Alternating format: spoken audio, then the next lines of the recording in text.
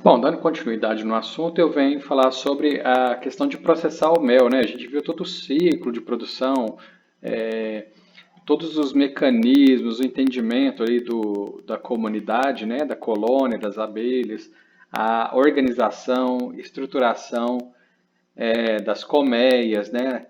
A caixa, Langstroth, que eu apresentei para vocês, né? Que ela tem ali, que proporciona uma produção de mel mais higiênica. E agora, né, a gente obteve finalmente aí, né, né, o produto alimentício que a gente trata nessa disciplina, que é o mel, com um foco maior nessa produção de mel. E aí esse mel, né, foi lá, viu que o quadro está mais de 70% operculado, retirou esse quadro, agora ele vai ser levado, né, vai ser destinado para algum local para que ele seja processado, para que ele seja extraído. E esse local chama-se Casa do Mel, tá? Isso está previsto na legislação, chama-se Casa do Mel. Então, é uma estrutura física, né? Essa Casa do Mel. Ela apresenta construção e disposição simples, por isso que eu coloquei o projeto aqui, né? Em termos de indústria de alimentos, né? É um projeto super simples, né? Porque, igual que eu já comentei em outras aulas, o produto já vem pronto. A gente não tem que processar, a gente não tem que fazer as transformações, né? E já vem praticamente pronto. É, e ele tem que constar a área de recepção, tá? Que é essa número um aqui, ó, à direita, na planta baixa aqui, ó. É a área de recepção. Aqui vai chegar os favos que você extraiu lá no campo, tá? Os favos vão chegar aqui. Ou você pode estar comprando mel de terceiros. Aí ele vai chegar normalmente, eu vou chamar de bombonas, né? São os tambores. Ele vem embalado dentro de um plástico, um saco plástico grande, de mais ou menos 50, 100 litros. Vai vir dentro dessas bombonas de plástico, ou tambor mesmo, literalmente, né, de material metálico. Ou o favo que você foi coletando lá, aqueles que a gente considerou maduro, né, maduro que está com mel pronto, já está operculado. E aí ele tem que ter uma área específica na casa do mel para ser recebido, né? Então tá aqui, ó, recepção do material do campo, as melgueiras. E isso tem que ser separado da área de manipulação, tá? Isso não pode ser uma área em comum. Tem aqui a área de processamento do mel, podendo ser subdividida. Então tá aqui a produção, tá? Número 2 aqui a figura aqui direita, ó. Podendo ser subdividido conforme a etapa de processamento.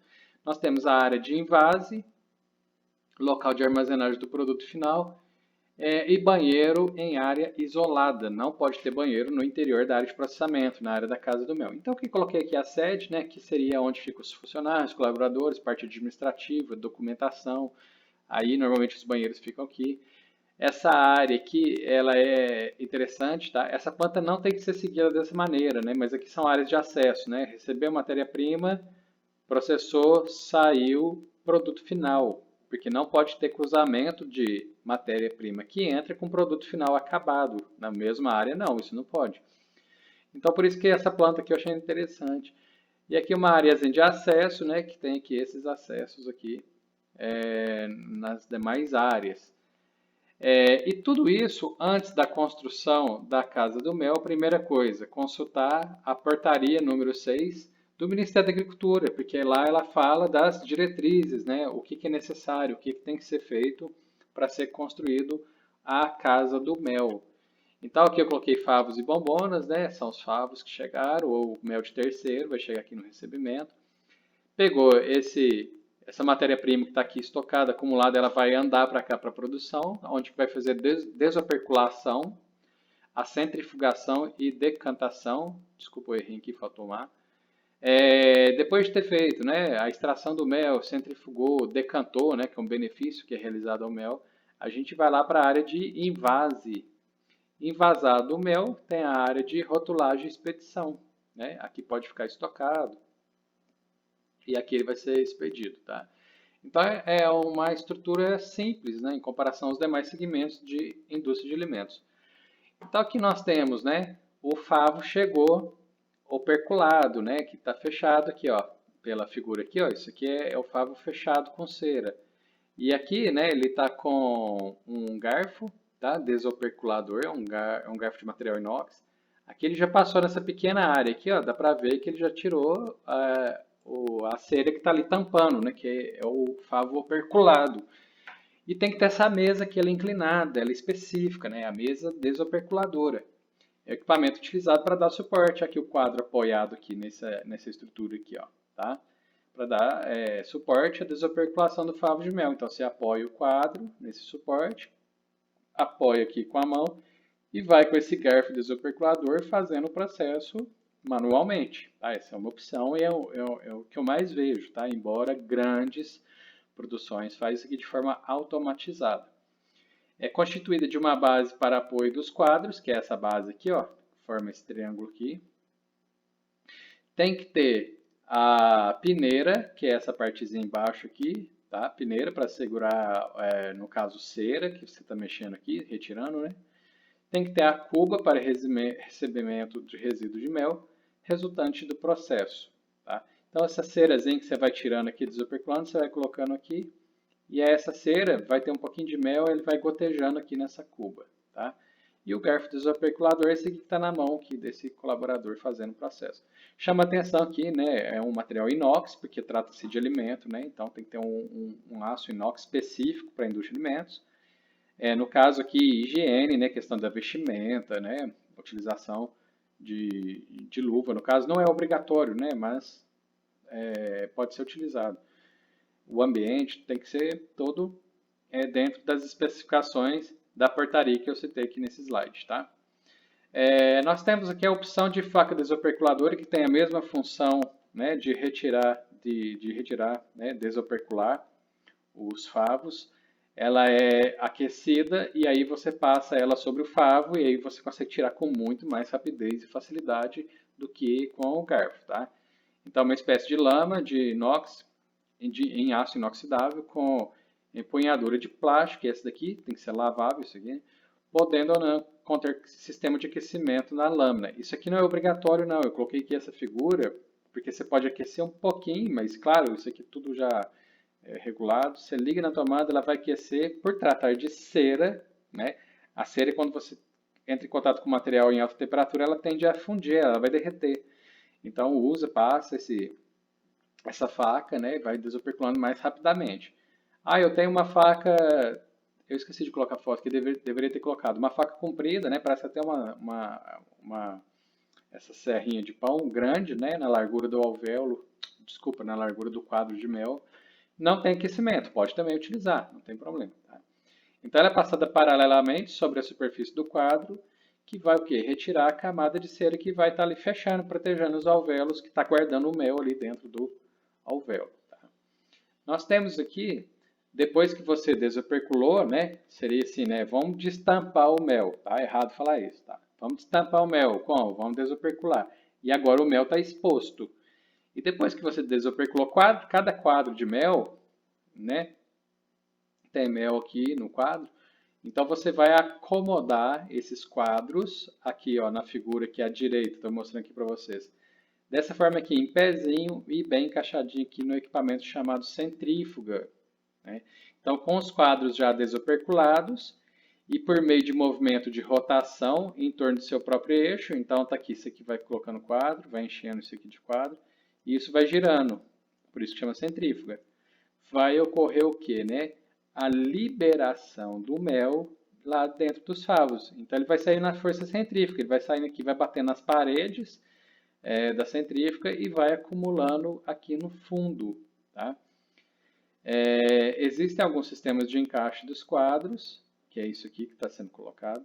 Entretanto, o mais comum e com melhor rendimento é o que se denomina radial, pois permite a retirada do mel nas duas faces do quadro ao mesmo tempo. Tá? Mas aqui é uma que tem uma utilização muito grande. Essa centrífuga ela pode ser elétrica ou manual. Então, ela vai ter esse dispositivo, tudo, organizou os quadros de meio. Em vez de ter esse motor aqui, tem uma manivela que é aqui que você vai girando. Essa eu já acho um pouquinho mais... eu já acho ela um pouco mais complicada porque você tem que ter uma rotatividade que não promova A desintegração do quadro de mel. Como ele é constituído de cera, se você rodar muito forte, esse quadro de mel não vai resistir à pressão que vai ser causada rodando muito forte, ele quebra. E aí você não consegue fazer a retirada mais do mel por meio da centrífuga. Você já está complicando, né? E aí quando tem esse motorzinho aqui, ele tem uma velocidade conhecida que vai evitar ao máximo que tenha rompimento aqui do quadro de mel, porque igual eu falei, é cera. Então se girar muito rápido, ele desintegra, ele quebra. E aí você vai ter que achar outro meio de extrair esse mel, não por esse equipamento. Então aqui é a foto dela, né? Da centrífuga, ela fechadinha com a tampa, né? Aqui no caso ela é elétrica, tem aqui os botões de acionamento e o mel vai sair aqui por baixo nesse registro. Isso daqui é mais para pequenas produções. Se for uma indústria com grandes volumes, né? Essa centrífuga, esse tamanho aqui, essa quantidade de quadro de mel, gente, você pode triplicar, quadriplicar. Então, essa aqui é a foto que eu peguei de internet, né? De uma produção menor, tá? Mas o mecanismo é o mesmo, independente de se é indústria de grande ou pequeno porte. Vai mudar o tamanho do equipamento.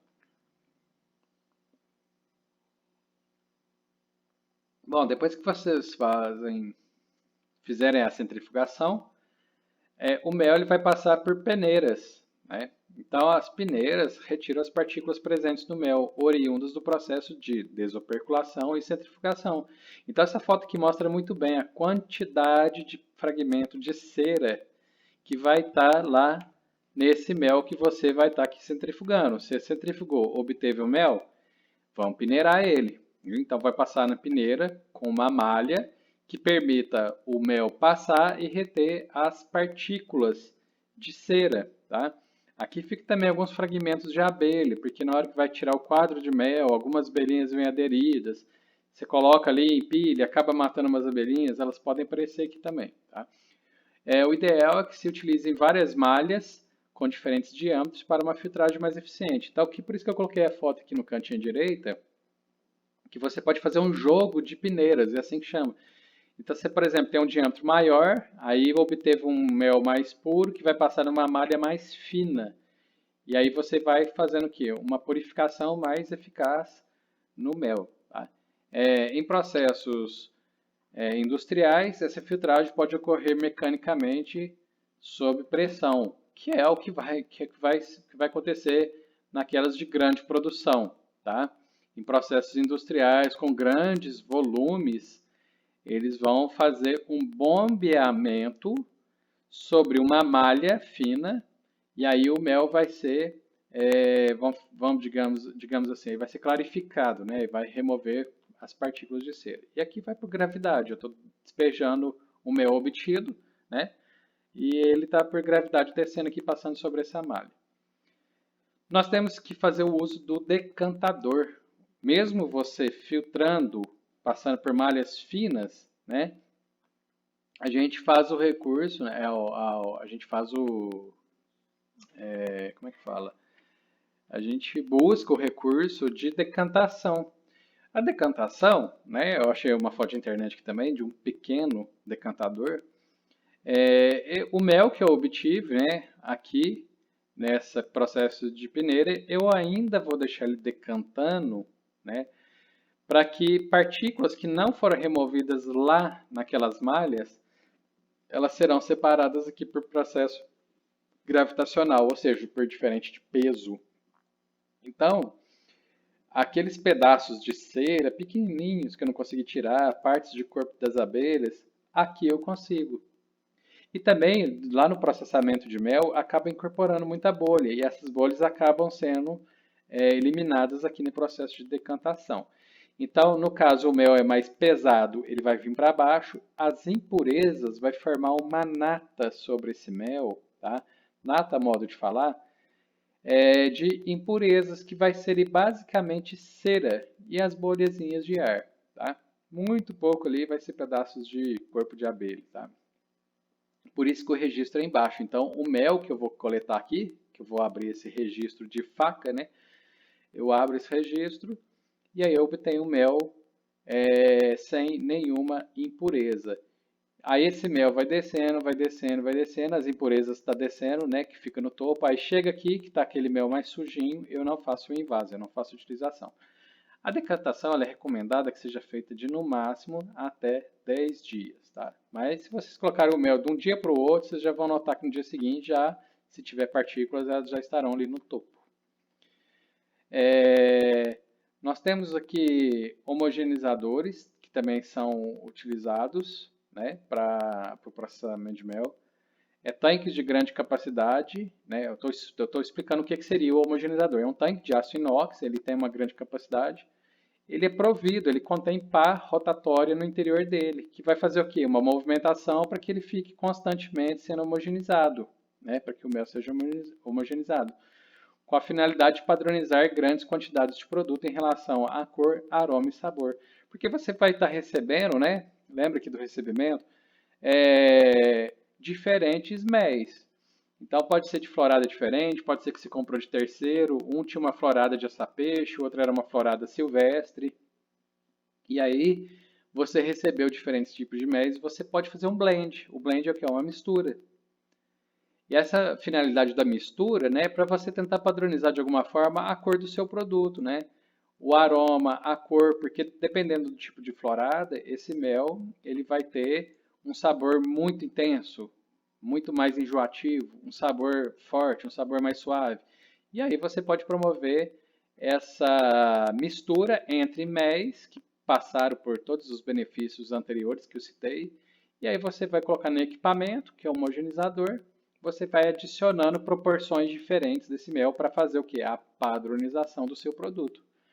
Alguns homogeneizadores são constituídos com paredes duplas, então imagina lá um tanque, né, de aço inox com uma pá lá dentro movimentando devagarzinho, e a parede dupla porque ele pode ser provido de sistema de aquecimento controlado.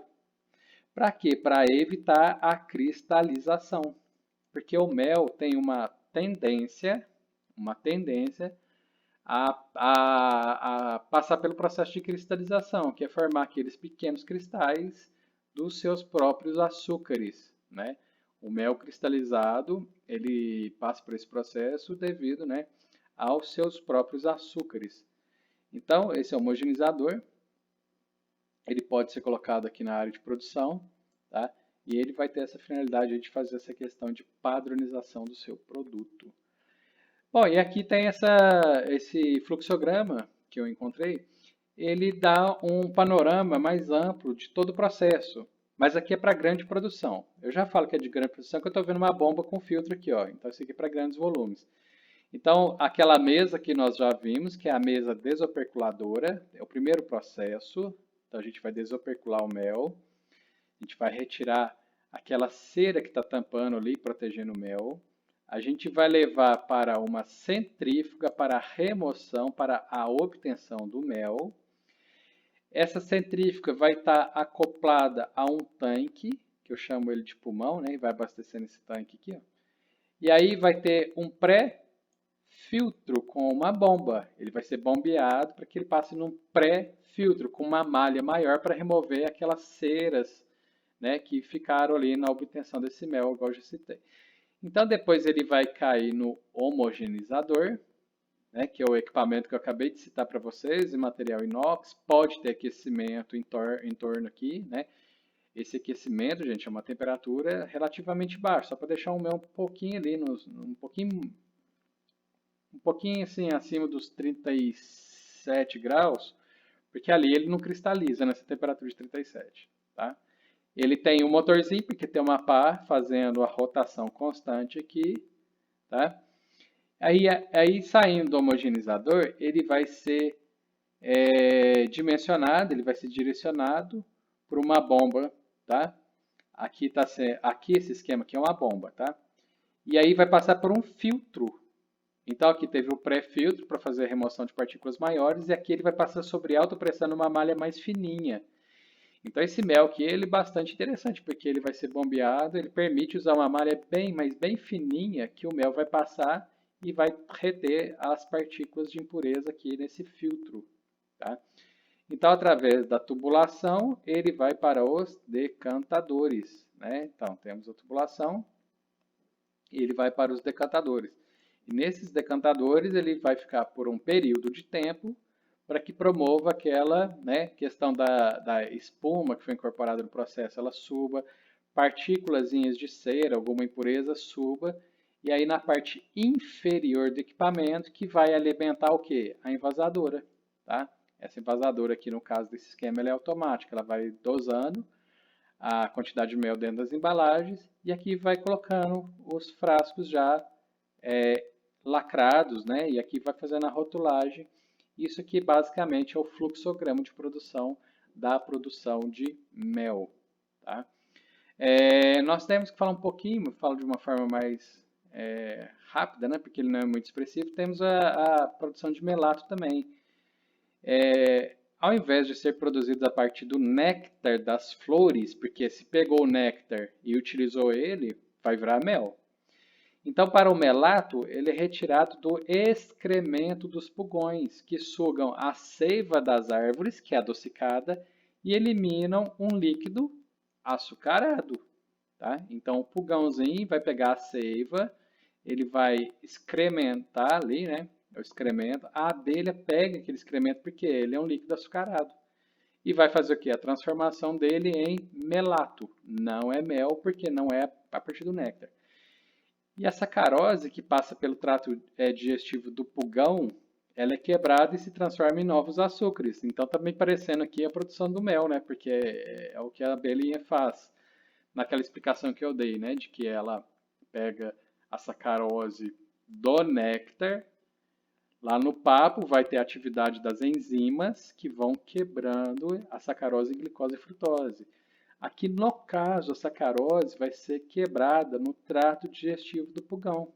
E aí na hora que ele excrementar isso, vai ser um excremento que não contém sacarose, mas uns açúcares novos. E a abelhinha vai lá pegar esse excremento com esses açúcares novos.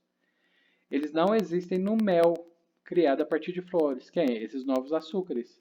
Por isso que o melato não é igual ao mel, porque a composição do melato, a composição mais especificamente falando dos açúcares, é diferente do mel. Por quê? Porque a fonte de açúcares é diferente. É lá do excremento, né, do pulgão. O mel de melato é mais escuro, o que não atrai o consumidor, mas possui aquelas propriedades positivas e benéficas, tá? Esse tipo de mel é muito consumido na Europa, onde é produzido, por exemplo, na Floresta Negra da Alemanha. É um exemplo, tá? Lá na Europa ele tem um valor, um certo valor comercial e um consumo significativo. Então, aqui é só a título de curiosidade. Já aqui no Brasil, os estados de Santa Catarina e Paraná também possuem o melato, mas ao invés de as abelhas utilizarem os pulgões, elas o produzem a partir de seiva de bracatinga, que é um tipo de vegetação.